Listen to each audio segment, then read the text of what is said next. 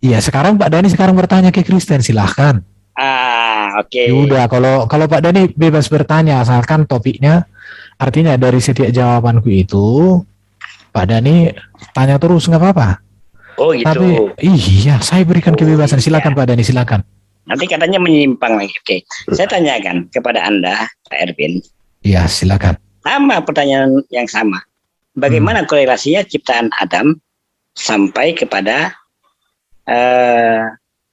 hari kehancuran dunia ini?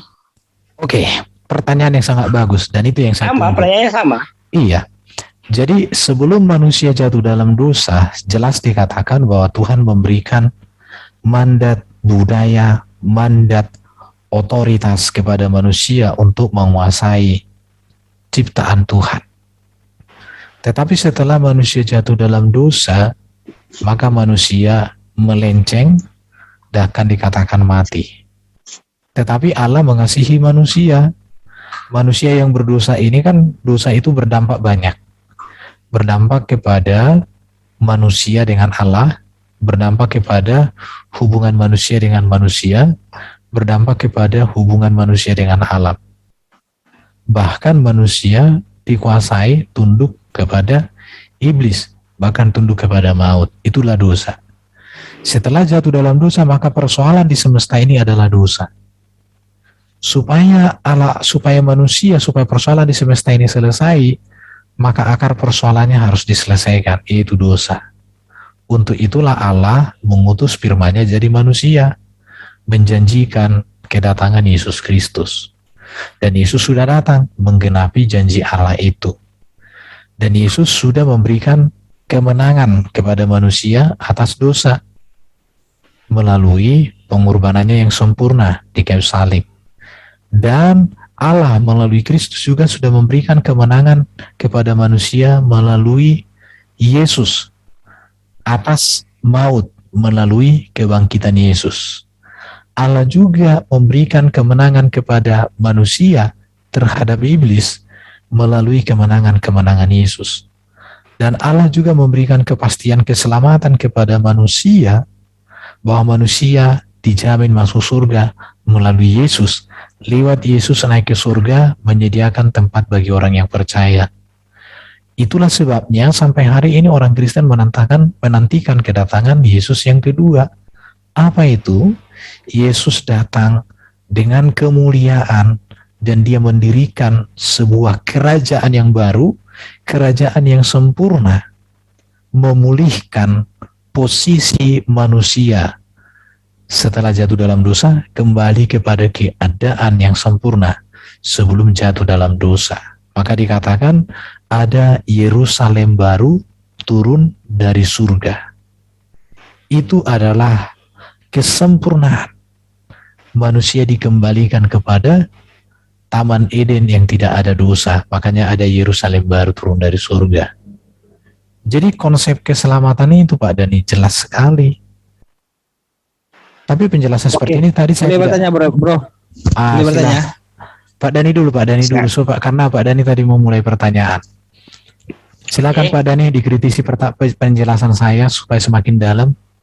Oke. Kalau saya nggak takut saya ditanya Pak Dani, semakin banyak Pak Dani bertanya asalkan pada koridor, semakin saya bahagia. Oke, mantap. Sekarang tadi Anda katakan penembusan dosa telah dilakukan oleh Yesus. Betul? Iya. Nah, sekarang bukan penebusan dosa Pak Dani, pengampunan dosa. Ya, pengampunan manusia dosa. Ditebus, dosanya diampuni. Ya. Oke. Manusianya ditebus, dosanya diampuni. Iya. Sekarang kita kembali kepada zaman sekarang ini. Belum kepada kiamatnya. Bagaimana posisi dosa yang pada manusia? Ini bicara universal. Iya kan? Posisi dosa yang Anda maksudkan ini bagaimana jadinya? Posisi dosa seperti apa yang Pak Dani maksud? Ya dosa yang Anda katakan tadi yang sudah ditebus kemana? Kalau dia memang apakah posisi kita yang sekarang atau dengan posisi sebelum datangnya Yesus, apakah sama atau tidak? Atau berbeda? Oke, saya jelaskan sama Pak Dani. Dosa itu kan artinya manusia melenceng dari kehendak Allah. Iya. Itu dosa.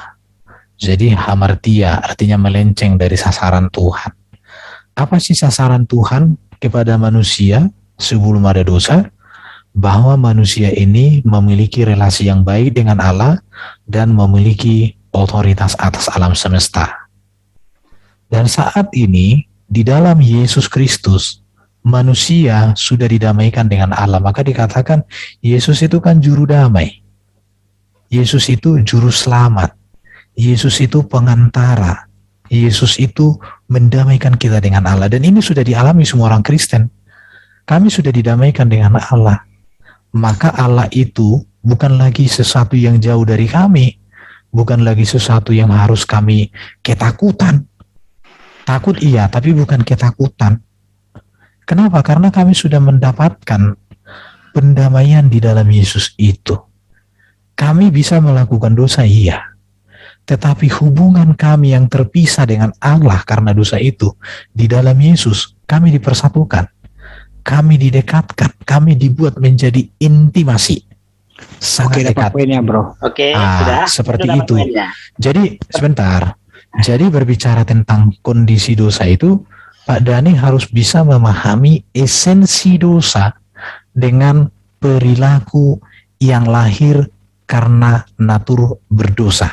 Itu sesuatu hal yang berbeda. Oke, Pak Dhani dulu, Pak petunjuk langit. Saya dulu Sebentar, Dhani, bro. bentar supaya Saya mau inline, tanya lagi, supaya Pak inline. Erben. Nanti kalau Pak Dhani selesai, baru Pak petunjuk langit ya, supaya jangan nanti lari kemana-mana. Silakan Pak Dhani. Jadi Pak Erben tadi mengatakan yang namanya dosa adalah melenceng dari kehendak Tuhan, ya kan? Betul kan? Iya. Nah sekarang pertanyaan saya, zaman sebelum Yesus juga ada pelencengan, melenceng dari kehendak Tuhan. Setelah Yesus pun lahir dan disalib, masih ada juga manusia yang melenceng. Apa bedanya ini dengan Berarti adanya fungsi penebusan ini? Berarti Kok Pak Dhani bukan, berarti Pak ada Dhani melencengkan, iya. melencengkan, masih ada manusia yang melencengkan kehendak Tuhan. Ini pertanyaan kita, kalau memang dosa itu sudah Oke. Sekarang yang melenceng setelah Yesus datang siapa Pak Dhani? sebelum manusia juga namanya, sebelum Yesus datang makanya manusia juga. sebentar. Pak Dhani berarti tidak memahami yang saya sampaikan tentang kronologi peristiwa. Waduh. Dengarkan ya, Adam dan Hawa kan ditempatkan untuk hidup kekal di Taman Eden. Tapi karena dosa, maka Adam dan Hawa diusir. Itulah yang disebut dengan terpisah dari Allah, melenceng dari tujuan Allah. Yesus datang untuk memulihkan manusia kembali kepada program Allah yang semula, bahwa manusia hidup kekal dalam kekudusan. Dan itulah yang dijanjikan Allah akan datangnya penebus dan Mesias. Ini harus Pak Dhani pahami dulu ini, supaya nanti Pak Dhani nggak lari kemana-mana. Iya, nanti Anda akan berbicara tentang dikotomi. Dikotomi lagi nanti. Makanya Pak Dhani itu, makanya saya bilang tadi sama Pak Dhani, kalau Pak Dhani menyerang, serang argumen saya. Iya. Jangan membuat serangan yang tidak berkaitan. Iya. Itu kalau Pak Dhani sudah membuat serangan di luar dari jawaban, nanti kita jadi debat kusir. Itu namanya bukan bertanya, tapi berpolemik. Jadi, bentar Pak Dhani. Jadi sekarang ini yang melenceng dari kehendak Allah itu adalah orang yang hidup di luar daripada Yesus. Karena orang yang hidup di dalam Yesus, yang bersatu dengan Yesus, menerima seluruh karya Yesus, sekarang sudah berjalan kepada program Allah, di mana di dalam Yesus kita yang dahulu jauh sekarang disatukan kepada tujuan Allah yang sempurna, akan kedatangan kedatangan kerajaan surga, di mana Yesus menjadi raja segala raja. Jadi kami sekarang sedang berjalan kepada tujuan itu Pak Dhani, kepada tujuan yang semula itu. Oke, ini saya ini bro. Sorry. Sebentar, itu, saya mau tanya. Dengan mengikotomi seperti ini, apakah tidak rasis Tuhan yang Anda maksudkan tadi? Sekarang begini Pak Dhani, untuk mengukur sesuatu rasis atau tidak, kita harus kembali kepada sebuah hukum. Hukum itu dibuat oleh Tuhan. tentu manusia harus tunduk kepada Tuhan dengan hukum-hukumnya. Kalau Tuhan disetir oleh manusia tentang hukumnya, itu bukan Tuhan. Jadi Tuhan sudah membuat ketetapan. Bentar dulu Pak Dani. Tuhan sudah membuat ketetapan. Bapa kami di surga sudah memberikan sebuah ketetapan yang harus diikuti. Apakah ketika Bapa kami di surga sudah membuat hukum, kemudian orang tidak taat kepada hukum itu dan dihukum oleh Tuhan, apakah Tuhan rasis? Tidak. Karena kebenaran, keagungan, kekudusan, kesucian Tuhan tetap berjalan pada koridor ketetapan Tuhan. Tapi kalau kita menilai Tuhan dari sudut pandang keinginan kita, betul yang Pak Dani katakan. Tapi kalau kita mau melihat cara Tuhan memutuskan sebuah perkara dari ketetapannya, justru kita akan menemukan bahwa Allah Bapa kami di surga itu adalah Allah yang adil. Allah kami tidak pernah menghukum tanpa menyatakan kasih. Allah kami tidak pernah menghukum di luar daripada hukum dan ketetapannya sendiri. Oke, terima kasih. Itu. Pertanyaan saya. Saya dulu satu aja. Pertanyaan saya sekarang, bagaimana kondisi sebelum Yesus di penebusan dosa dengan kondisi dosa setelah Yesus? Apa bedanya ini? Bedanya apa? Bedanya begini Pak Dani. Umat perjanjian lama itu berpengharapan kepada Allah dengan tekun menantikan kehadiran Sang Mesias, Sang Penebus. Itulah sebabnya ketika Yesus bangkit dari kubur, dikatakan orang-orang saleh yang hidup di zaman sebelum Yesus, mereka dibangkitkan oleh Yesus. Itu menunjukkan bahwa umat perjanjian lama itu berpengharapan kepada Allah yang menjanjikan kedatangan Sang Mesias. Tetapi umat kami yang sekarang setelah Yesus datang berpengharapan kepada Allah dan menerima keselamatan yang sudah dinyatakan dalam Yesus dengan menantikan secara tekun kedatangan Yesus yang kedua yang membawa kerajaan Yerusalem baru. Sekarang pertanyaan saya, mana ayat yang menyatakan Yesus akan membangkitkan manusia dari zaman sebelumnya? Oh, ada Pak Dani, ada. Silakan ditampilkan. Jadi di dalam Matius 27 Pak Dani ya. Buka aja. Iya. Oke. Matius 27 sudah dibangkitkan Pak Dani ya. Nah Pak Dani kalau kayak gini bertanya ini sangat indah Pak Dani. Jadi kalau pertanyaan-pertanyaan kayak gini nih makanan kita ini. Iya, memang sengaja. Bagus sekali Pak Dani. Oke. Setelah diangkat baru dihempas nanti. Oke, lihat. Dan lihatlah tabir bait suci terbelah dua dari atas sampai ke bawah, dan terjadilah gempa bumi dan bukit-bukit batu terbelah. Dan kuburan-kuburan terbuka dan banyak orang kudus yang telah meninggal bangkit. Dan sesudah kebangkitan Yesus, mereka pun keluar dari kubur lalu masuk ke kota kudus dan menampakkan diri kepada banyak orang. Ini sudah terjadi pada zaman Yesus. Nah. Iya Pak Dani. Ya. Baru nanti dikatakan oleh Yesus itu kan dia akan datang lagi bersama para malaikat. Nah. Oke, saya satu dong. Pertanyaan saya tadi bukan di sana. Ini zaman kedatangan Yesus yang pada akhir zaman ini kaitannya tadi. Mana yang membangkitkan? Oke ya, saya akan sebentar Pak Dani, tenang Pak Dani. Semua akan dijawab. 1 Timotius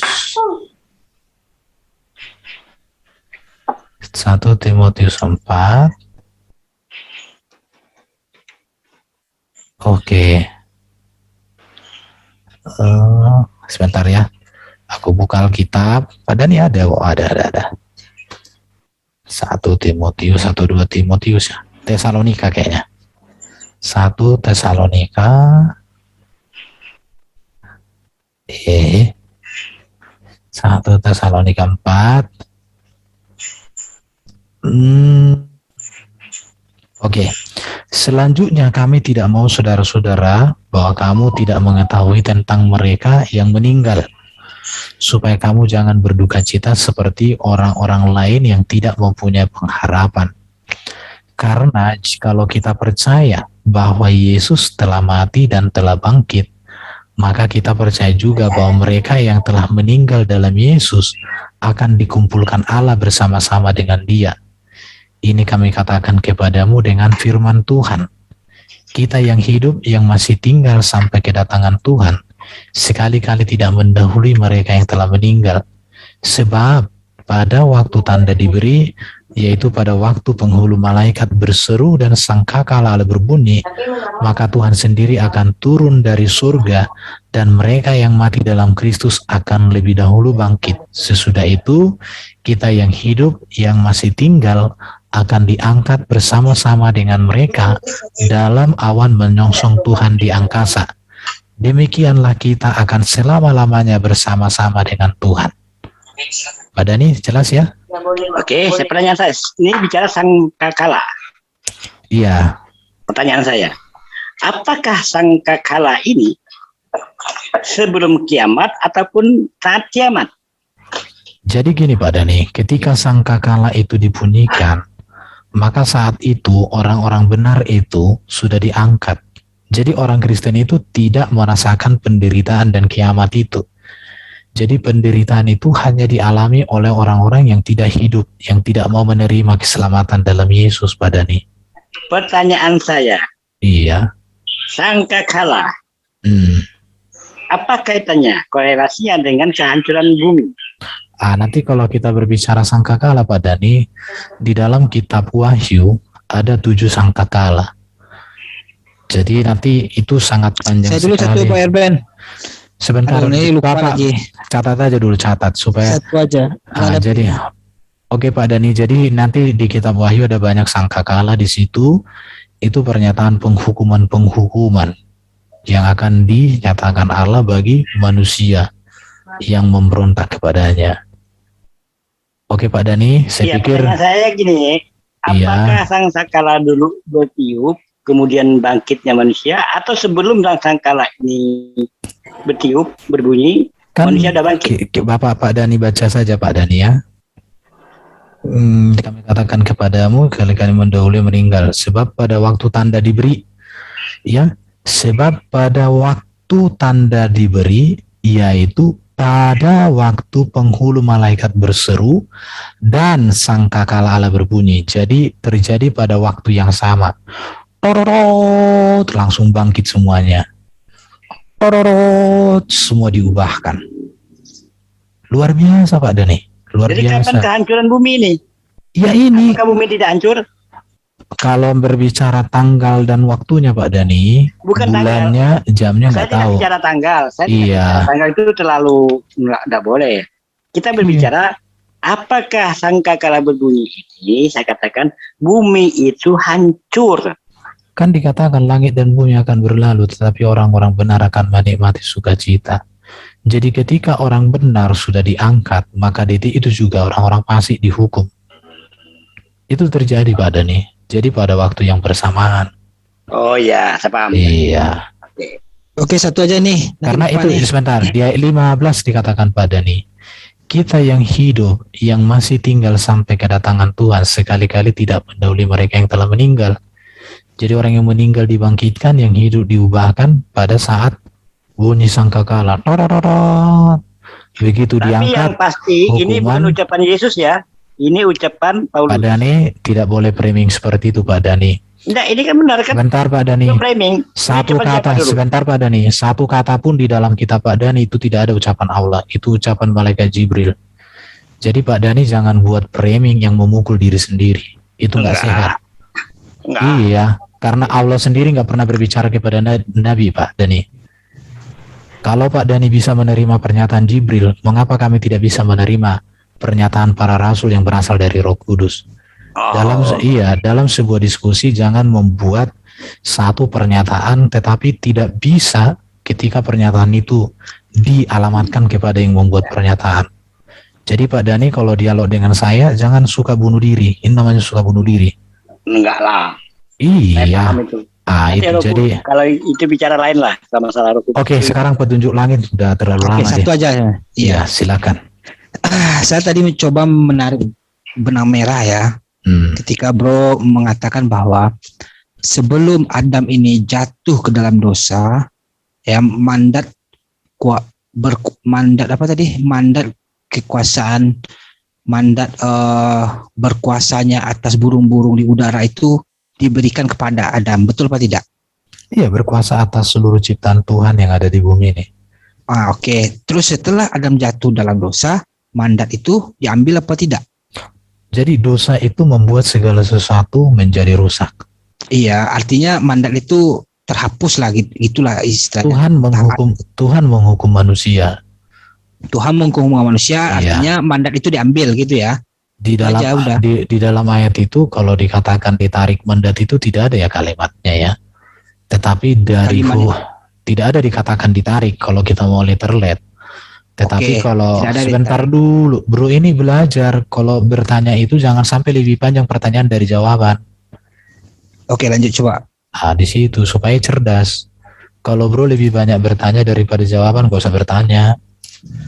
Enggak, saya mencoba mengambil benang merahnya gitu. Jadi setelah manusia jatuh dalam dosa itu kan maka dikatakan manusia itu kan sudah berdosa, sudah melenceng. Maka dikatakan manusia kehilangan gambar dan rupa Allah. Artinya otoritas yang Allah berikan kepada manusia itu tidak ada lagi pada manusia.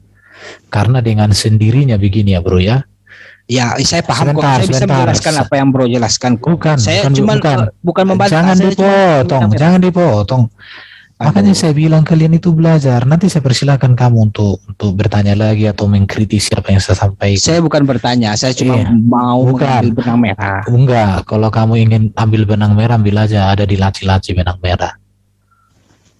Saya mau jelaskan sama Bro supaya jangan salah mengambil benang merah, nanti benang hitam kok anggap benang merah. Jadi gini Bro ya. Kalau sudah ada hukum dibuat dan ketika hukum itu dilanggar, maka otomatis konsekuensi dari hukum itu berlaku. Contoh, ketika seseorang saya setuju. Oke, udah. Jadi kalau Bro sudah memahami itu, ketika Adam dan Hawa melanggar daripada ketetapan itu, maka konsekuensi dari pelanggaran itu langsung berlaku. Oke, berarti artinya kekuasaan si Adam ini hilang lagi karena kesalahan dirinya kan gitu kan? Kalau dikatakan hilang artinya, oke, saya setuju dulu dengan pernyataanmu. Ya, terus kenapa yang tepat di Lukas ada itu di Lukas. Secara teknis sudah menyerahkan kekuasaan ke iblis. Iya. Itulah yang membuat Allah turut campur tangan mengatur dunia ini, seharusnya sudah diserahkan ke Adam. Oke, ya itu yang saya maksud. Tegas saja gitu, hilang atau gimana kan gitu kan. Jadi ketika Adam ini jatuh ke dalam dosa, maka mandat itu tidak bisa lagi dia pegang gitu atas kesalahan. Nggak seperti itu. Jadi jangan memelintir lah. Memelintir tuh menambahkan sesuatu gitu ya. Jadi gini Bro, cobalah bangun logikanya itu jangan lompat-lompat ya. Jadi ketika dia gagal, justru keselamatan ini, konsep keselamatan ini memulihkan yang Adam gagal itu belum gagal di mata Tuhan. Adamnya gagal. Inilah dipulihkan oleh Allah gitu loh. Ya kita ke flashback aja dulu ke belakang, bukan sekarang maksud saya, bukan setelah Yesus datang. Maksudnya ketika zaman jangan digeneralisir, Adam itu kan manusia pertama yang memegang hak kepenguasaan itu kan bukan Adam lagi gitu loh. Oh sekarang jadi sekarang juga Allah sendiri yang berapa ya? Yesus Kristus. Berarti Yesus Kristus waktu itu gitu, waktu zaman Adam itu. Jadi gini. Gimana ini maksudnya? Sekarang pada zaman Adam itu kan kekuasaan di alam semesta itu sudah dilimpahkan kepada manusia. Tetapi kepada manusia, Adam itu kan manusia atau artinya manusia. Oke. Tetapi karena dosa maka kekuasaan itu kembali kepada Allah dan sejak saat itu Allah yang memerintah secara langsung dengan cara dia mendatangi manusia melalui para malaikatnya, melalui teofani, baru melalui para nabi itu. Jadi namanya pemerintahan itu teosentris, berpusat pada Allah di situ. Oke. Artinya segala burung binatang di laut, burung yang terbang, Allah sendiri yang berkuasa gitu kan. Ya gini, sebelum Adam gini ya. Ketika Allah menugaskan Adam, tetap segala sesuatu itu kepunyaan Allah. Hanya saja ketika diserahkan kepada Adam, ruang lingkupnya itu menjadi tanggung jawab Adam kan, bukan lagi menjadi tanggung jawab Allah, meskipun Allah tetap berkuasa atas segala sesuatu. Nah, bagaimana ketika sekarang dunia ini dalam kekuasaan iblis gitu? Apakah sepenuhnya dikuasai iblis? Tidak, Allah tetap campur tangan karena bukan haknya iblis. Kepenguasaan iblis ini terhadap dunia ini itu sifatnya tidak mutlak. Justru inilah yang harus manusia buktikan di hadapan Allah, bahwa manusia itu mampu untuk melanjutkan yang sempat gagal ini. Nah, inilah yang dibuktikan oleh Yesus Kristus di hadapan Allah. Yesus Kristus sebagai juru selamat manusia mampu menunjukkan enggak, saya belum ini dulu kan, belum Yesus Kristus dulu, bro. Adam dulu gitu kan, kita tadi terputus kan gitu. Yesus Kristus Adam kedua. Oh, jadi Adam Yesus Kristus gitu. Iya, Yesus Kristus disebut Adam kedua. Terus Adam jatuh ke dalam dosa. Adam sudah mati lah. Enggak, maksudnya waktu gini kan.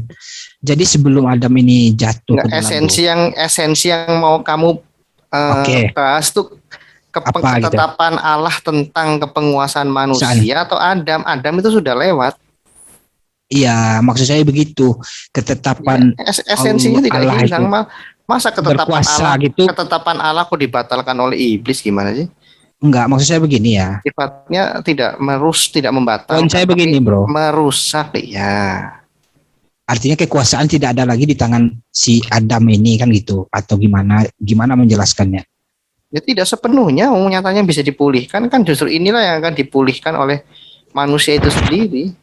Gini ya, bicara tentang manusia itu jangan seolah-olah hanya Adam saja yang enggak. Iya. Mandat kepenguasaan itu untuk seluruh manusia ini menjadi kebuni. Artinya gini ya, artinya sekarang belum artinya mandat itu belum diterima sepenuhnya oleh manusia kan gitu. Kok belum diterima? Sudah diterima. Adam dalam perjalanannya pada prosesnya tidak melakukan itu sampai selesai. Gitu loh. Ya, Adam kan seharusnya tidak mati, dia hidup kekal. Tapi Adam mengalami kematian gitu loh. Oke. Jadi bro petunjuk langit ini tadi enggak menyimak yang saya sampaikan. Jadi yang memberikan mandat untuk berkuasa di seluruh ciptaan Allah yang ada di bumi ini kan Allah. Tetapi kan ada hukumnya, ada syaratnya.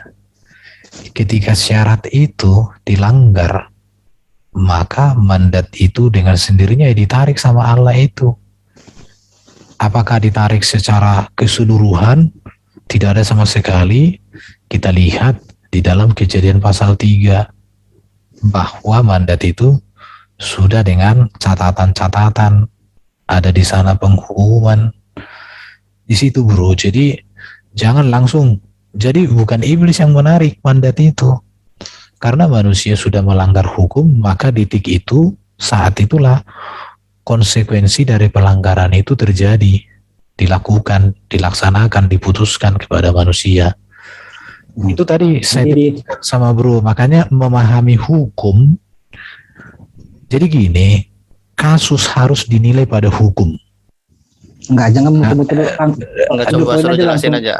Ya, yang mau kamu permasalahkan apa, bro? Jangan kayak interogasi kalau bertanya itu punya pendapat apa gitu loh. Saya jadi sebenarnya cuma mencoba untuk memahami aja gitu, tapi belum dapat poinnya gitu. Saya jujur saya ingin memahami. Loh, kamu kan sudah punya presuposisi, punya praanggapan. Kamu sampaikan, jangan modelnya interogasi seperti itu, repot orang. Enggak, makanya biar jelas gitu. Maksudnya ketika Ya, kamu sampaikan dulu pendapatmu, kesimpulan sementara nggak apa-apa, itu sah-sah saja dalam dialog. Baru kami nanti akan tambah, oh kerangka berpikirmu seperti ini, anggapanmu seperti ini gitu loh. Jangan Oke. menggunakan selalu interogasi question seperti ini, sehingga kami pun bingung nih arahnya kemana gitu kan. Oke. Yang Kesimpulan awal dari saya adalah ya kan gini kan. Makanya saya tanya entah salah atau gimana kan. Jadi ketika sebelum Adam ini jatuh ke dalam dosa, mandat sepenuhnya untuk Adam. Terus ketika Adam ini berbuat dosa, ini kesimpel aja ya, Adam ini berbuat dosa, maka mandat atas kesalahan si Adam juga, ya mandat itu ditarik, entah ditarik sepenuhnya, entah ditarik, pokoknya intinya adalah yang ditarik gitu, entah sebagian kan gitu kan. Nah, oke, sebagian lah, sebagian. Nah, setelah itu mandat ditarik sebagian, maka turunlah si Adam ini ke dunia gitu kan, diusir dari Taman Eden, dan mandat itu sebagian ditarik gitu. Nah, setelah itu datanglah Yesus untuk memulihkan mandat itu kan gitu, simpelnya gitu kan, untuk memulihkan mandat itu lagi. Terus untuk memulihkan hubungan antara Adam dan Tuhan gitu kan, datanglah Yesus. Dan sampailah di akhir zaman nanti, hari kiamat. Jadi yang saya pertanyakan adalah kapan mandat itu sepenuhnya milik Adam di bumi? Nah, nanti sebentar lagi hari kiamat lagi gitu. Terus nggak jadi dong gitu. Nggak jadi dapat mandat sepenuhnya untuk di bumi ini kan gitu, di bumi ini. Terus nanti di akhir zaman, terus datang pula nanti di akhir zaman di surga ya, Yerusalem baru turun dari langit surganya gitu kan. Nah, terus kapan mandatnya sepenuhnya di bumi gitu? Apakah memang itu sudah memang Adam manusia ini tidak dapat mandat sepenuhnya gitu atau gimana gitu? Coba paham ya benar saya ya.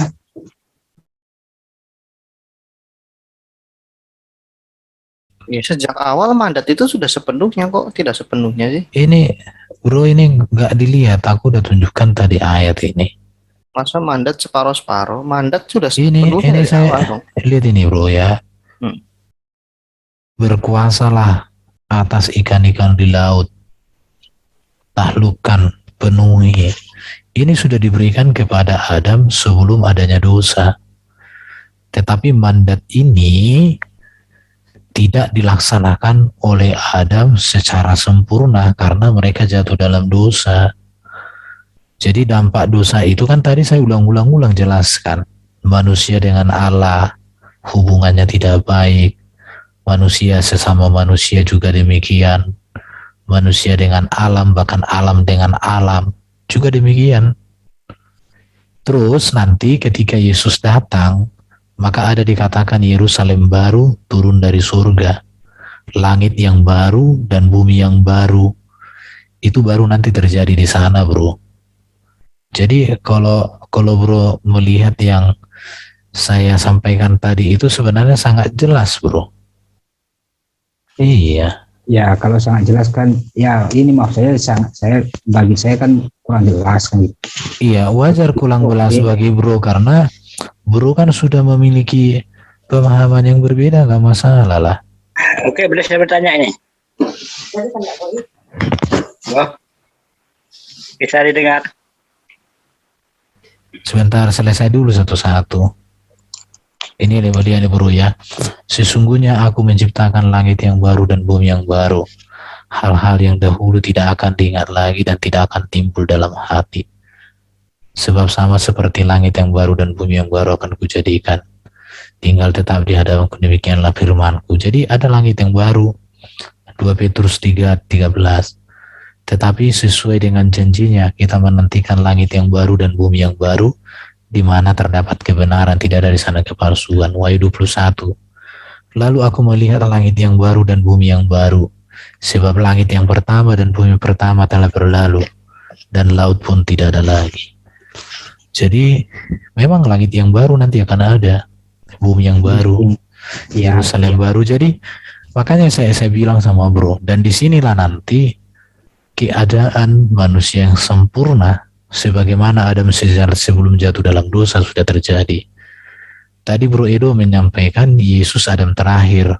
Nah, ini saya jelaskan secara ringkas saja ya. Adam yang pertama peristiwa di Taman Eden membawa manusia jatuh dalam dosa, terpisah dari Allah, melenceng dari ketetapan Allah.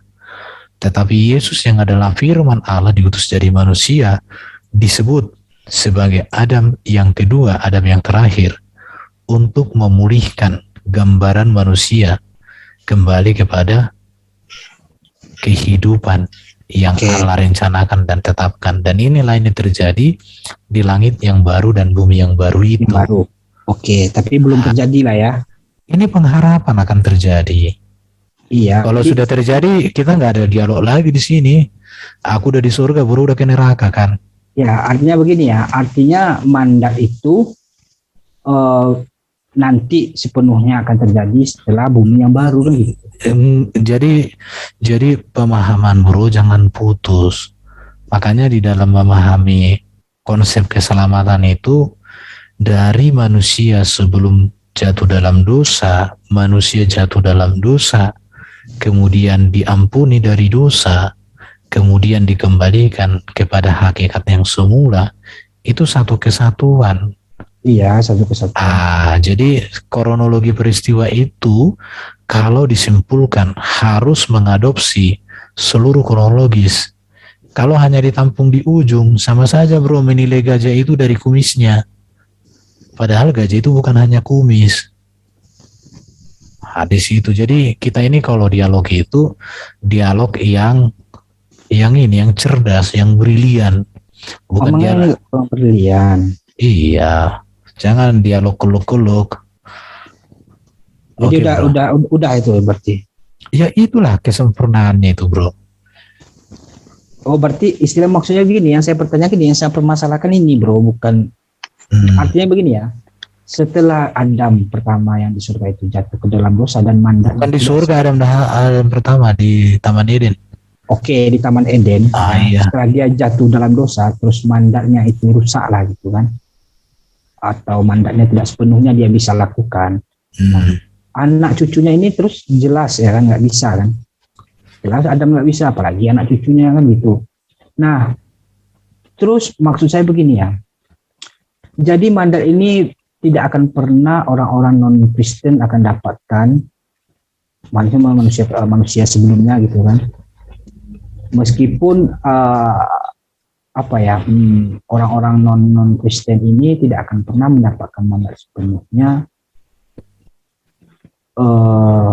Jadi di mana keadilannya? Mandat itu sudah diberikan, kok belum mendapatkan, bagaimana sih? Jadi gini, mandat untuk berkuasa dalam keadaan yang berdosa kan terbatas sudah ya, karena manusia kan sudah takluk. Itu tetap dimiliki oleh manusia secara keseluruhan. Iya, kan dipulihkan. Tetapi yang tidak dimiliki secara keseluruhan itu adalah bagaimana dia merespon kepada program penebusan untuk masuk kepada kerajaan surga, Yerusalem baru dan bumi yang baru. Mandat itu ada diberikan kepada semua keturunan Adam dan Hawa. Tetapi untuk masuk ke dalam langit yang baru dan bumi yang baru, program Allah yang semula itu, wajib harus beriman, berpengharapan kepada kedatangan Mesias. Untuk orang PL, untuk orang PB menerima Mesias yang sudah datang dan menantikan kedatangan yang kedua bersama dengan Yerusalem baru dan bumi yang baru. Itu bro. Ya bro kan berkuasa juga, masih berkuasa juga bro di bumi ini, tapi kuasa terbatas karena sudah berdosa. Jadi lalu itu belum tuh hancur. Iya. Dipulihkan. Apakah bro nanti masuk kepada kepada langit yang baru dan bumi yang baru?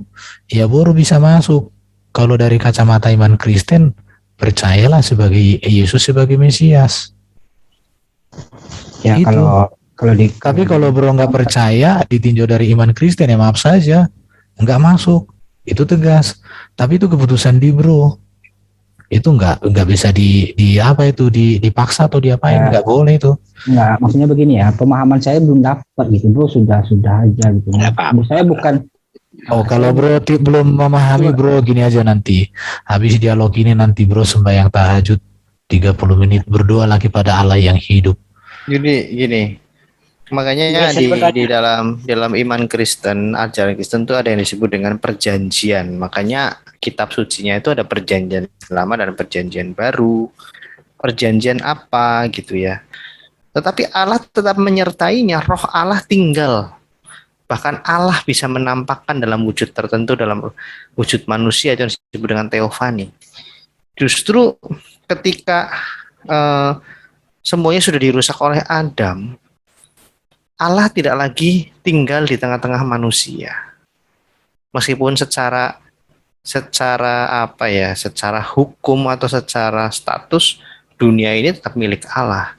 Tetapi Allah membiarkan dunia ini dikuasai oleh iblis dan manusia ada di dalamnya, supaya manusia itu memahami dampak yang diakibatkan oleh dosa.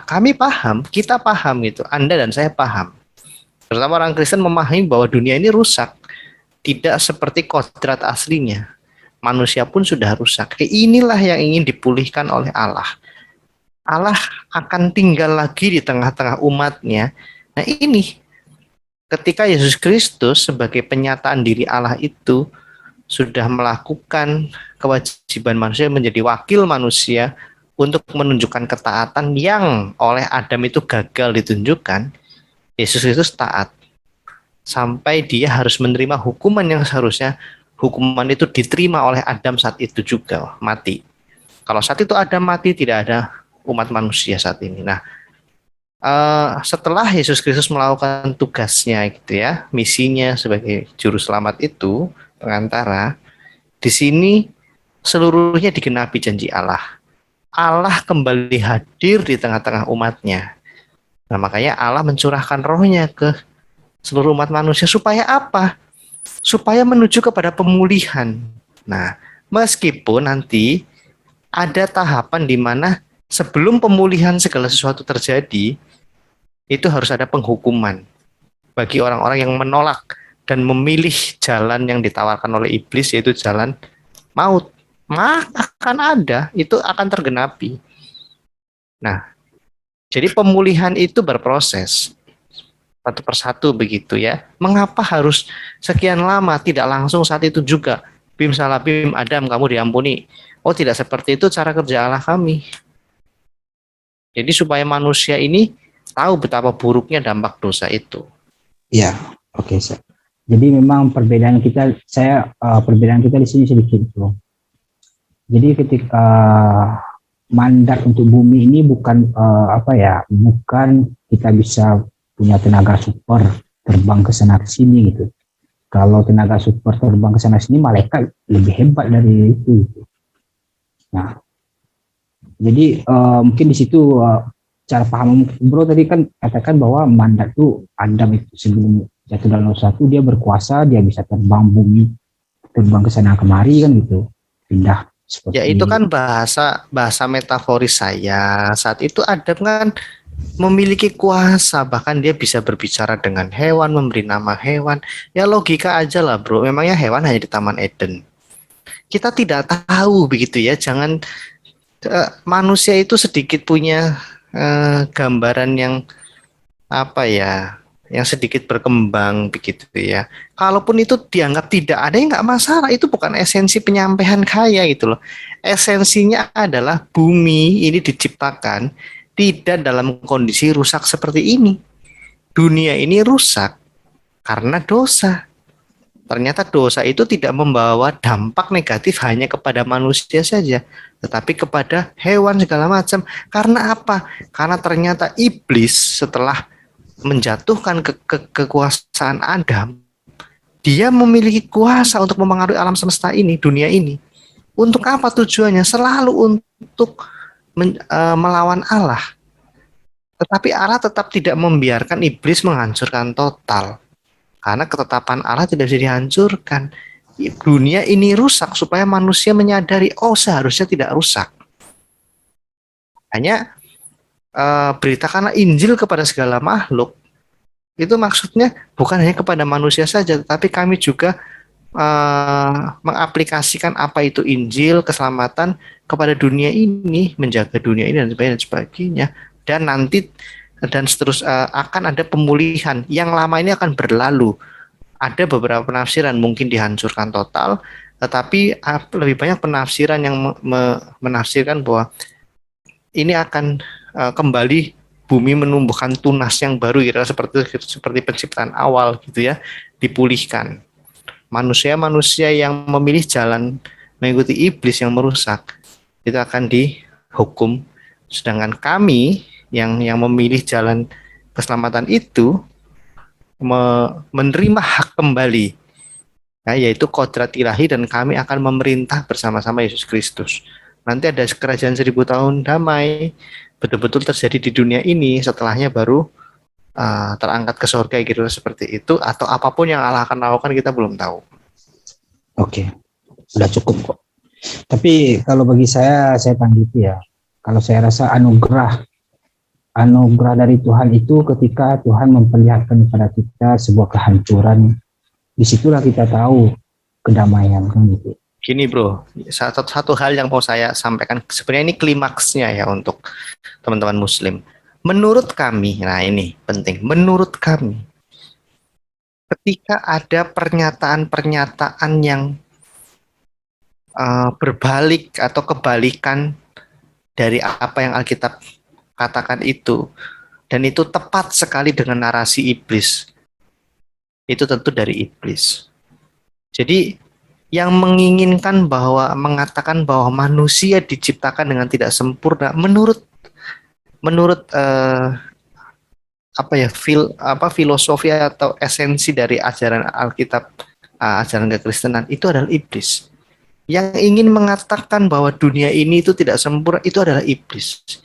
Yang ingin mengatakan bahwa kejahatan ini diciptakan atau makhluk yang punya unsur jahat itu diciptakan, itu adalah iblis itu sendiri. Makanya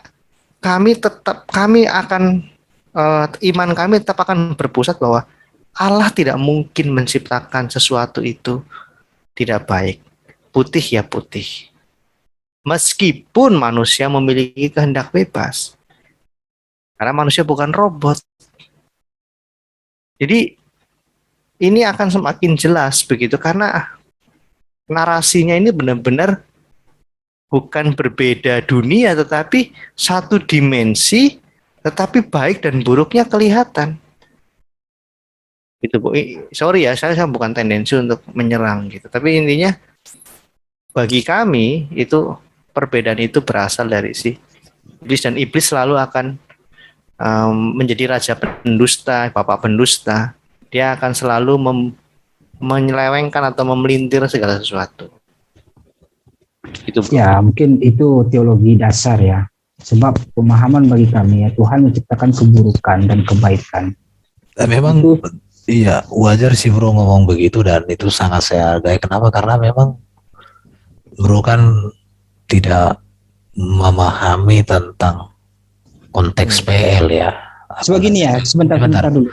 Dan PB karena ya, kan itu kan bukan acuan buat bro.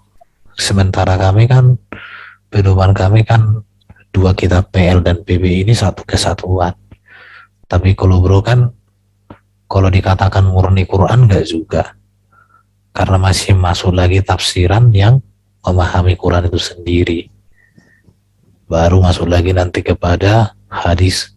Bahkan masuk lagi nanti kepada kitab-kitab yang dibuat oleh tokoh agama, ulama seperti kitab kuning dan lain sebagainya ya. Ya itu sih, tapi ya itu keyakinan bro, dan itu wajar buat saya, tidak masalah. Ya teologi kita kan dari teologi Tuhan kan udah beda kan. Iya, semua berbeda sebenarnya, walaupun ada yang agak dimirip-miripkan, tapi bagi saya sedikit kemiripan kan tetap juga perbedaan. Masalahnya gini bro, petunjuk langit. Berbeda oke, nggak masalah. Yang jadi masalah begini, Tuhan itu tidak bisa, iblis itu tidak bisa saya nggak pakai kata iblis lah, musuh dari Tuhan itu tidak bisa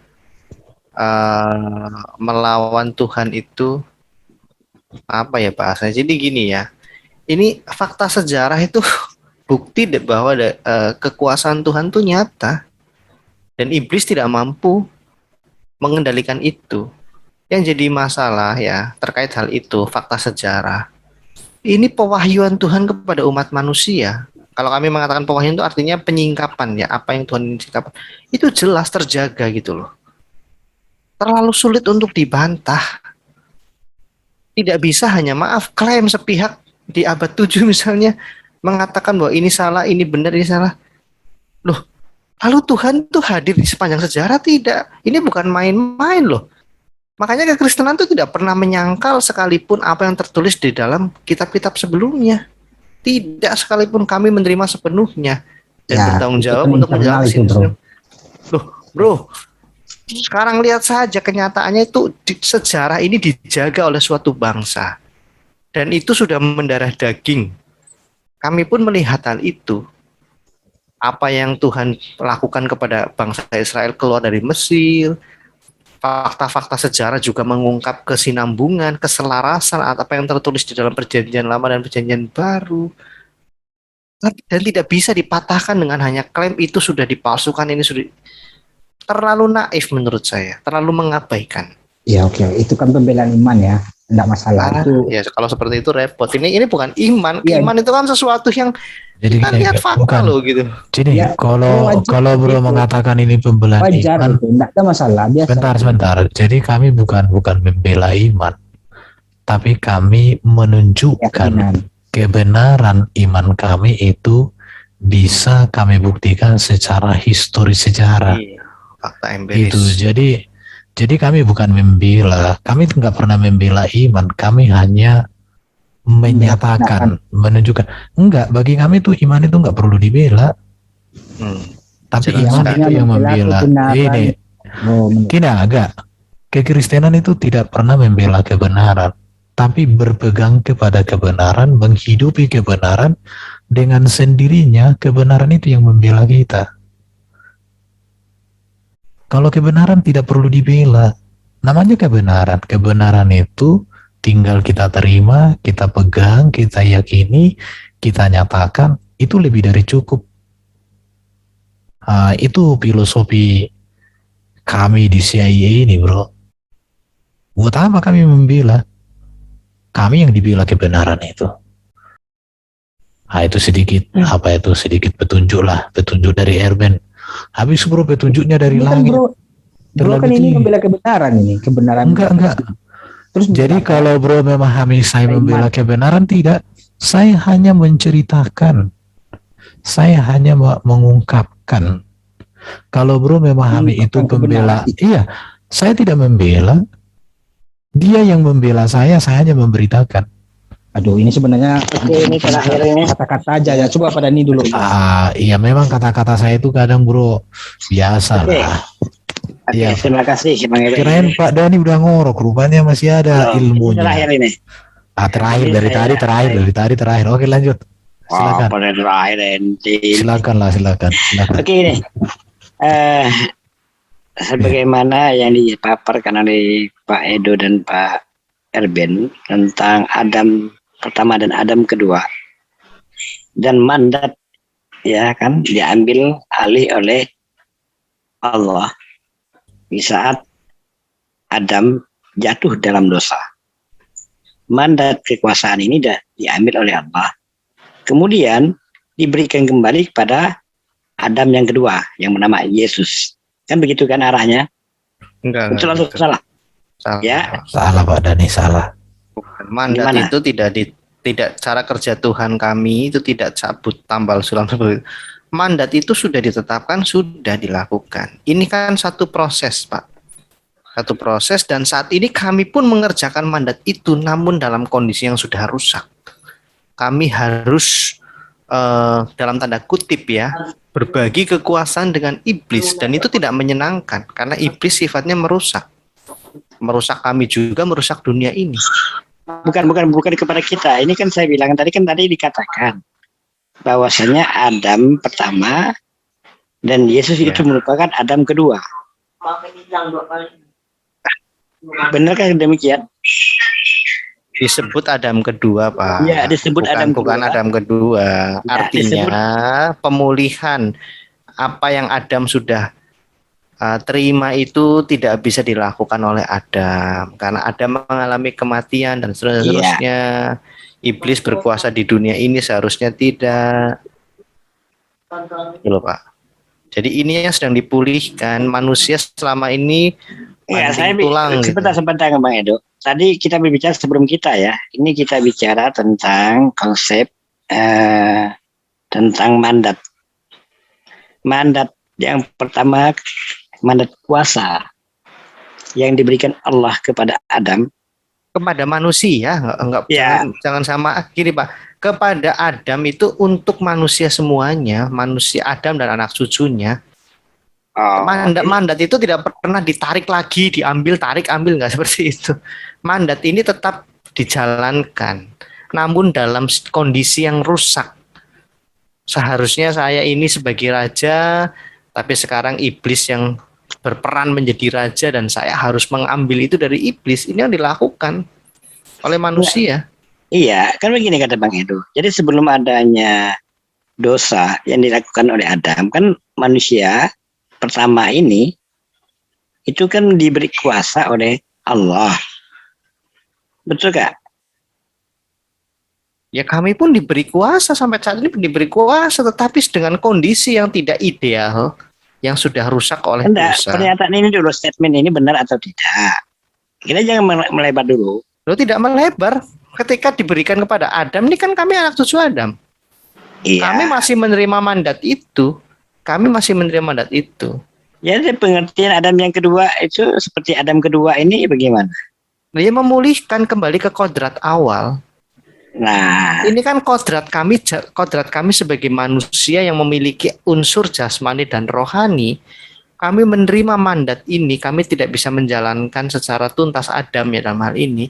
Anak cucunya juga menjalankan mandat ini pun tidak dalam kondisi yang seharusnya. Inilah yang ingin dipulihkan. Manusia, kamu tuh sudah terlepas dari kuasa Allah itu yang seharusnya memampukan kamu untuk mampu menguasai bumi ini. Karena Allah tidak mungkin tinggal di dalam kekotoran, ada kenajisan yaitu iblis. Nah, ini Allah memberikan kesempatan, memberikan pengampunan kepada manusia, tapi manusia harus berproses. Pengampunan itu intinya begini, Pak. Ketika saya analogikan ya, anak saya bersalah. Saya tidak terus bilang, sudah, kamu itu tidak pernah bersalah, kamu diampuni. Enggak. Tetapi harus ada anak saya itu bukan robot. Anak saya harus saya pastikan dia belajar untuk mampu memulihkan kepercayaan dirinya. Belajar untuk mampu dia itu memulihkan hubungan yang sudah rusak dengan saya. Inilah yang Allah lakukan. Seperti orang tua bagaimana membantu anaknya untuk memulihkan hubungan yang sudah rusak, termasuk memperbaiki kerusakan yang diakibatkan anak saya. Jadi ini pesan yang ingin disampaikan kepada umat manusia, tetapi manusia tidak mampu meskipun sudah diberikan hukum sekeras apapun tidak mampu mengembalikan manusia kepada kodrat yang sejati. Dan inilah yang dipulihkan oleh Yesus Kristus.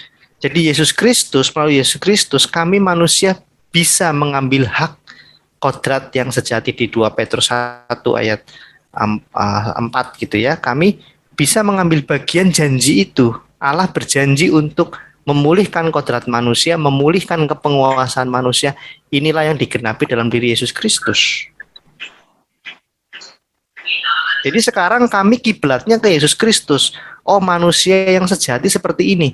Makanya kami harus hidup menjadi satu dengan Yesus Kristus. Gitu, Pak. Itu inti dari keselamatan. Bukan masalah status hukum, selamat dan tidak selamat, ini hak dan bukan, enggak. Tapi kami harus berjuang setiap pribadi untuk memulihkan kodratnya. Rohaniah kami harus dibenarkan. Maksud saya begini, Bang Edo, kuasa yang Allah mandatkan kepada Adam sebagaimana yang Bang Edo ilustrasikan, ya ini ilustrasinya Bang Edo ya, dan kita juga bisa terima itu. Adam diciptakan dan dia bisa kemana-mana saja dengan bebas karena ada mandat kuasa yang Allah berikan kepada Adam sebelum jatuh dosa ya, kan begitu loh. Sudah jatuh dosa masih aja mandatnya nggak pernah hilang, Pak. Oh, mandatnya hilang bagaimana? Saya ulangi berkali-kali, mandat itu sudah diberikan, ketetapan itu sudah diberikan. Mandat itu pun berbagi tugas dengan iblis gitu ya. Nah, ini dipelintir lagi. Nggak ada yang mengatakan berbagi tugas itu kan ngawur. Itu namanya menista kalau seperti itu. Nah, belum sampai ke sana. Makanya mandat kuasa tadi diberikan ke Adam. Ini loh. Dan itu kekal ya. Ada pemimpin suatu negara ya, atau negara, dia diberikan mandat sebagai pemimpin. Ya, pemimpin negara, mandatnya itu sudah tidak bisa ditarik lagi. Meskipun dalam perjalanannya ternyata tidak ideal, pemimpin ini tidak lagi tidak lagi bersih, dia ini korupsi lah segala macam dan seterusnya, sehingga yang terjadi apa? Kerusakan kepada negara yang dia pimpin dan kerusakan pada pribadinya dia, moralitasnya. Akhirnya sang pemberi mandat ini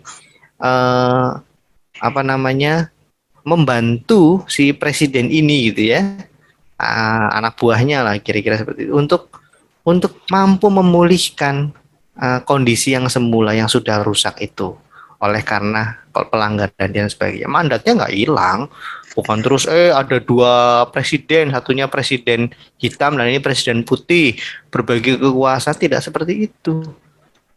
Jadi membayangkannya itu jangan. Nggak, maksudnya begini. Sebenarnya kembali lagi begini loh Bang Edo.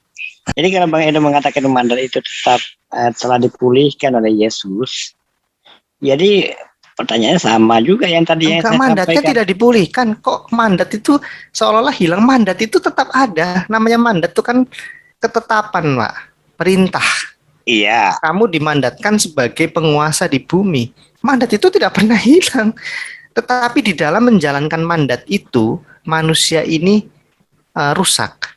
Iya, manusia. Jadi rusak. Yang dipulihkan bukan mandatnya, yang dipulihkan adalah yang menjalankan mandat. Iya kan mulai membangun suatu imajinasi yang cukup baik ini ya, sudah berkembang. Jadi kalau kita sudah Bang Edo katakan tadi, itu adalah orang yang menjalankan mandatnya, kan begitu. Melaksanakan mandat itu, betul kan begitu? Betul. Nah, kemudian dipulihkan dengan penyaliban Yesus. Bukan ya kan? Seperti itu sistematika penjelasannya. Gimana? Penyaliban itu adalah salah satu rangkaian di dalam proses yang disebut dengan ketaatan dan hukuman. Seharusnya kapan manusia yang dipulihkan ini? Gini Pak ya, Bapak coba dicatat deh topik-topik pokoknya, jangan langsung jumping ke ini penyalipan nanti. Oh berarti yang membuat penyalipan berhasil si Yudas gitu kan? Itu gini Pak, pemulihan itu Bapak catat dulu mengapa manusia yang menjalankan mandat ini harus dipulihkan. Ya karena itu bagian dari ketetapan Allah, manusia itu harus berhasil kan, sebenarnya begitu. Masa manusia tidak berhasil? Karena tidak mungkin iblis mengalahkan Allah gitu. Nah, jadi yang dipulihkan ini manusianya. Pemulihan itu seperti apa? Nah, itu nanti ada yang disebut dengan ketaatan. Manusia harus membuktikan ketaatan, mampu membuktikan menjadi makhluk atau ciptaan yang mampu taat.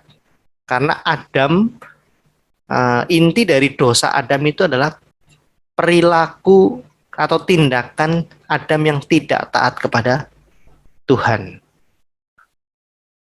Termasuk ketika diuji, Adam gagal menjadi orang yang taat. Jadi inti dari hidup orang Kristen itu Pak, satu kata Pak, taat, menjadi taat kepada ketetapan Tuhan. Untuk memungkinkan bisa taat, itu perlu adanya kekudusan, perlu adanya kuasa Allah. Nah inilah yang ditunjukkan oleh Yesus Kristus. Kuasa Allah menaungi Yesus Kristus. Kekudusan menaungi Yesus Kristus. Lalu bagaimana ketika Yesus Kristus sebagai manusia yang kudus, manusia yang berkuasa, mampu melewati ujian? Ini yang dibuktikan, termasuk ujian kematian. Ini Pak, esensi dari pemulihan itu. Karena pengorbanan Yesus Kristus itu, ya, dia diuji karena menanggung kebejatan manusia gitu ya, yang selama ini gagal diuji. Yesus Kristus ini dimuliakan, kira seperti itu. Nah, karena memang sudah Yesus itu sudah memulihkan kembali kepada manusia tadi kan, bagaimana yang Bang Edo paparkan tadi, memulihkan kembali terhadap kesalahan manusia. Yang jadi pertanyaan saya adalah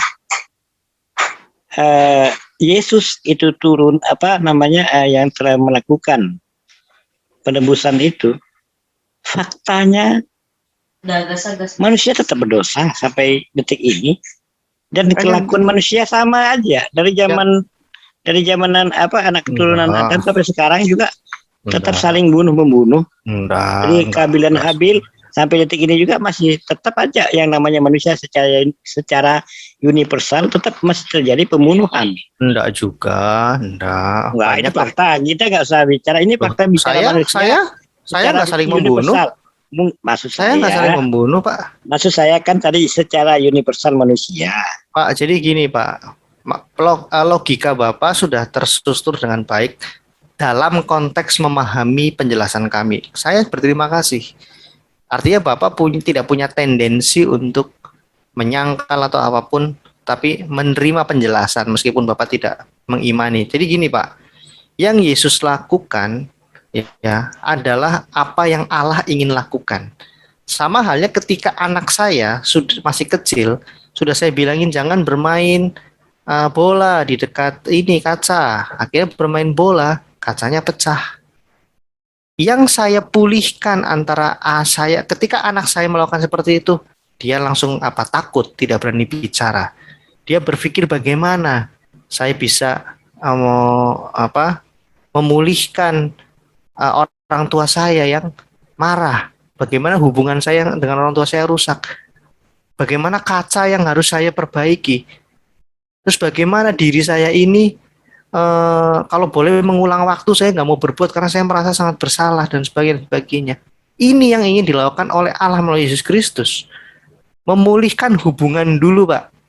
Kami saat ini yang tadinya tertutup oleh hal-hal yang menutup mata kami sehingga seolah-olah Allah sudah meninggalkan kami. Kami sekarang menerima kepastian itu. Oh ternyata Allah melalui Yesus Kristus, korban yang agung sekaligus imam yang agung, memulihkan hubungan antara manusia dan Allah. Lalu berikutnya apa? Memulihkan kodrat manusia ini dari apa? Dari kejahatan moral. Lalu bagaimana? Mengapa kami harus dipulihkan dari kejahatan-kejahatan moral itu? Karena kami ini akan menerima kembali roh Allah itu. Oke, Bang Edo. Roh Allah akan mendiami kami, Pak. Gitu. Jadi begini Bang Edo, kalau Bang Edo bicara manusia itu kan berarti sifatnya universal. Bukan berdasarkan kelompok per kelompok. Bicara manusia otomatis secara menyeluruh. Iya Pak, pemulihan hubungan Allah dan manusia sebentar Pak, janganlah dulu. Pemulihan hubungan itu Yesus Kristus sudah menawarkan, ayo pemulihan ini tersedia bagi yang mau menerima. Tetapi ternyata tidak semua orang menerima. Karena apa? Karena ada si iblis laknatullah.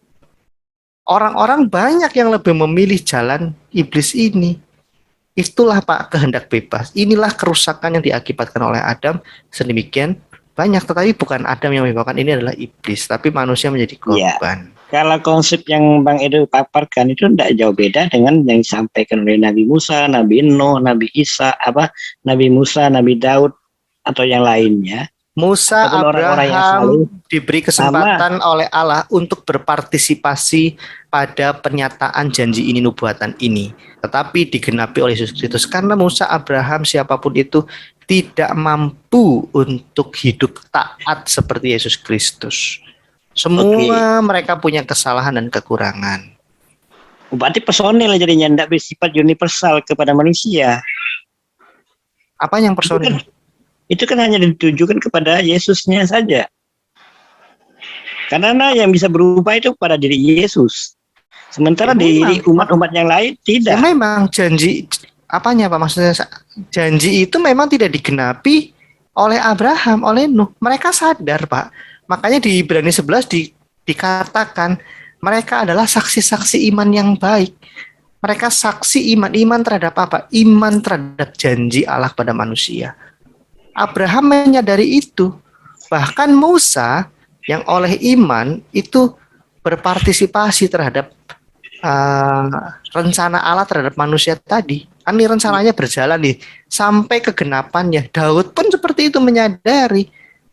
Ya, jadi semua orang yang disebut dengan saksi-saksi iman itu, Abraham, Nuh, dan sebagainya, di mana Allah selalu merefresh perjanjiannya gitu. Ini lo ada perjanjian, ya terima kasih Tuhan. Nah seluruh umat bersyukur, oh ya nih Allah masih mengingat janjinya kepada kita melalui Musa. Semua umat berkata amin gitu kan, dan seterusnya. Tetapi bukan mereka yang dimaksud sebagai si keturunan itu yang ada di Kejadian 3 ayat 15. Semuanya digenapi di dalam diri Yesus Kristus. Ya, itulah yang saya katakan tadi. Kita mengulangi kembali, tapi mempertegas. Tapi ini terakhirlah. Terserah teman-teman yang menilai kan. Kalau memang apa yang ingin disampaikan, tuturkan ataupun paparkan tadi sama yang dilakukan oleh Nabi Musa ke Nabi Ibrahim ke atau Nabi Nuh, semuanya akan berkata hal yang sama. Beda Pak, bukan. Jadi sama, berproses kan? Pak, bukan Pak. Mereka itu berpartisipasi di dalam menuju kepada penggenapan Pak. Jadi Musa itu tidak disebut Mesias, bukan. Jadi saat itu bangsa Israel memahami, bahkan Daud pun memahami. Maksud saya begini, kondisi manusia dengan kedatangan Yesus, maksud saya kedatangan Yesus dengan Musa, kedatangan Musa juga kedatangan Daud, kedatangan David ataupun Daud tadi, kedatangan Salomo, kedatangan Yesus, ternyata fakta, ini kita bicara fakta, ternyata tidak membawa perubahan. Oh, membawa perubahan. Wah, Pak Dani ini dari kemana aja kok Pak Dani? Kenapa saya katakan tidak membawa perubahan? Ya, coba katakan. Kita mengambil dasar pemikiran kita di antara tahun pertama Masehi sampai tahun 700 Masehi. Ini kita kaitkan.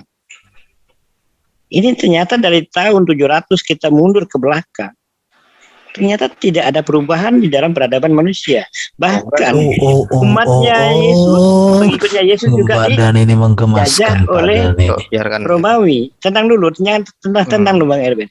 Jadi 700 tahun setelah Yesus diangkat, ternyata itu tidak membuat perubahan, terjadinya kelakuan manusia yang Anda harapkan menjadi baik ternyata sama saja yang terjadi zaman Nabi Adam, zaman Nabi Musa, zaman Nabi Nuh, zaman Nabi Daud ataupun David, ternyata tidak membuat perubahan selama setelah kewafatnya atau diangkatnya Yesus ke surga menurut Anda ya.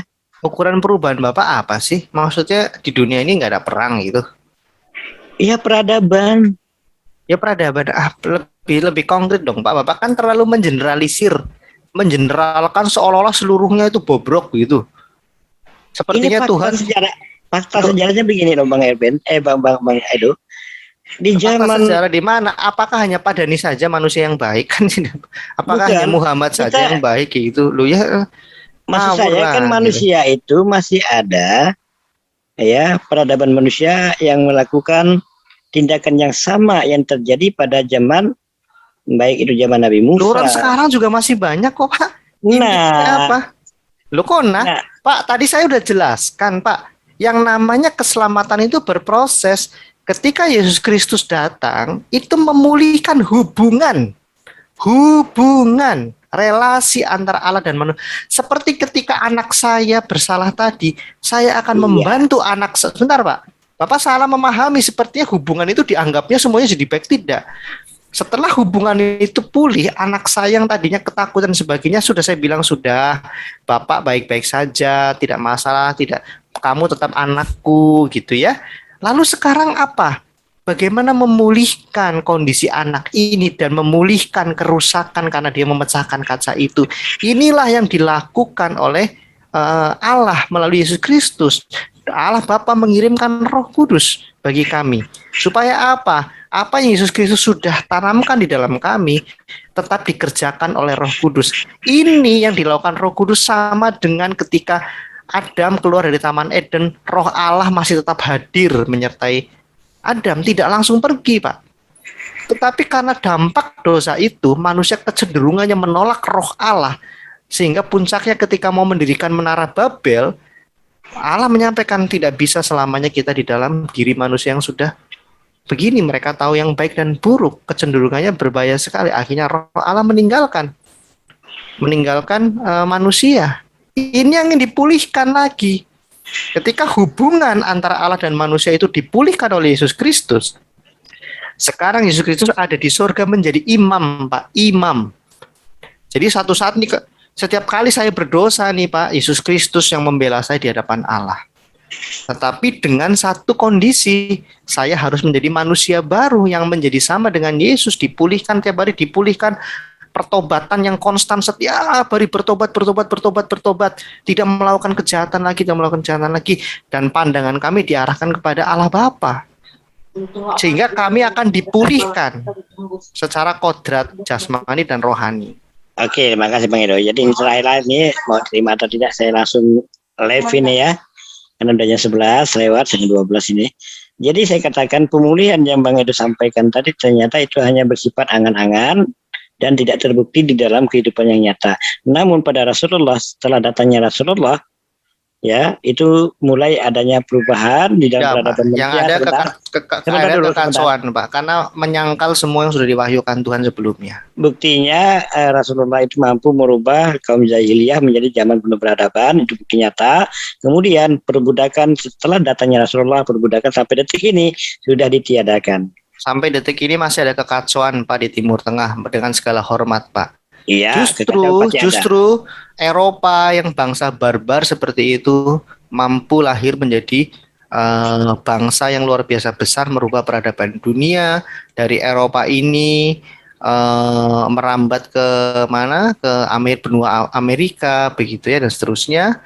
Dan sekarang kekristenan sudah mulai kembali bangkit di Afrika, mulai banyak yang jadi intinya karya Tuhan jelas, Pak. Mana yang berhasil dan mana yang tidak berhasil. Iya. Cara antara Islam dan kekristenan. Saya gitu. Terakhir, saya katakan, silakan teman-teman netizen pemirsa yang menilai mana yang pembicaraan kita tadi bisa diterima oleh akal sehat dengan pandangan mata kita, dengan realita yang ada sekarang. Terima kasih semuanya. Salam. Kekristenan tetap akal sehat dan fakta sejarah, bukan iman salam buta. Salam semuanya ya.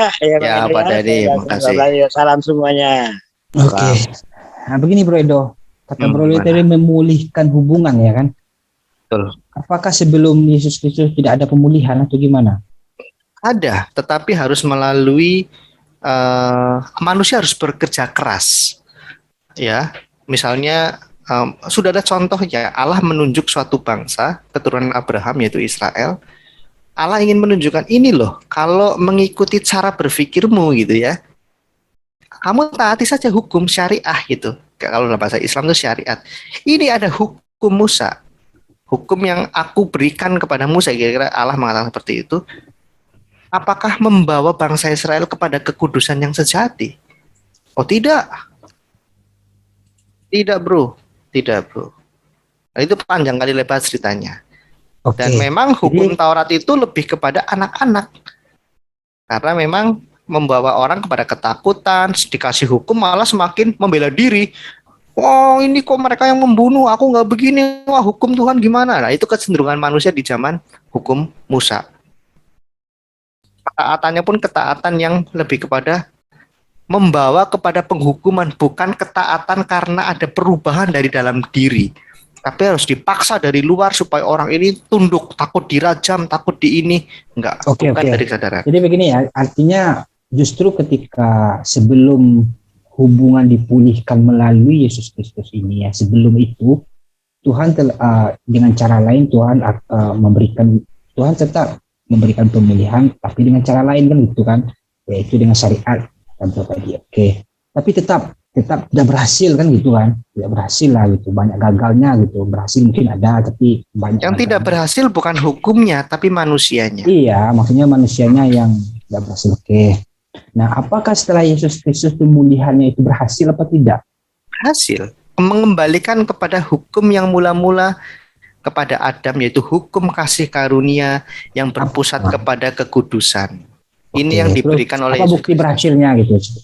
Ya ini kami orang Kristen yang memang Kristen, bukan Kristen yang KTP. Yang betul-betul Kristen itu adalah orang yang manusia baru, yang setiap hari menunjukkan perubahan dan menunjukkan bahwa ada Roh Kudus dalam dirinya yang menginsafkan dia. Misalnya begini, kayak tadi saya bicara kasar ke Mas Rul. Saat itu saya sadar saya tidak ada damai sejahtera. Itu Roh Kudus. Saya juga memberi pengampunan kepada orang di sekitar saya dan sebagainya. Ada lebih dari ratusan parameter yang Tuhan berikan yang ada di Alkitab yang bisa kita jadikan tolak ukur bahwa Tuhan bekerja merubah hidup saya, jasmani dan rohani, untuk bukan semua hubungan, betul hubungan, tapi supaya kembali ke kodrat awal, menjadi satu dengan Tuhan. Kalau begitu, jadi gini ya, kata Bro tadi kan, kan pertanyaan saya, apakah setelah Yesus Kristus disalibkan hubungan itu sudah pulih? Tentu sudah kan gitu. Tapi jalannya sudah, Bro. Jadi gini, tadinya tidak terbuka begitu ya, sifatnya masih betul-betul tertutup. Saat ini hubungan itu sudah bisa dipulihkan. Sudah bisa dipulihkan, tapi kan yang benar-benar Kristen kan, yang benar-benar ya gitu. Nah, seluruh untuk bro petunjuk langit pun terbuka itu. Jadi 1 Yohanes 2 ya, bahwa penebusan itu, pemulihan hubungan Allah dengan manusia itu berlaku untuk seluruh dunia. Makanya ketika anak-anak misalnya yang bukan Kristen pun melahirkan anak bayi, bayi ini mati misalnya, maaf ya, menerima dampak dari dosa yaitu kematian fisik, tetapi jiwanya itu diselamatkan. Meskipun dia belum mampu beriman kepada Kristus, tetapi dia belum melakukan kejahatan moral. Ini di cover oleh 1 Yohanes 2 ayat 1, penebusan bagi seluruh dunia ini. Jadi pemulihan hubungan Allah dengan manusia ini sudah terjadi. Ada kemerdekaan untuk umat manusia, tetapi apakah kita mau mengakui kemerdekaan itu? Kemerdekaannya ini kan dikembalikan kepada manusia.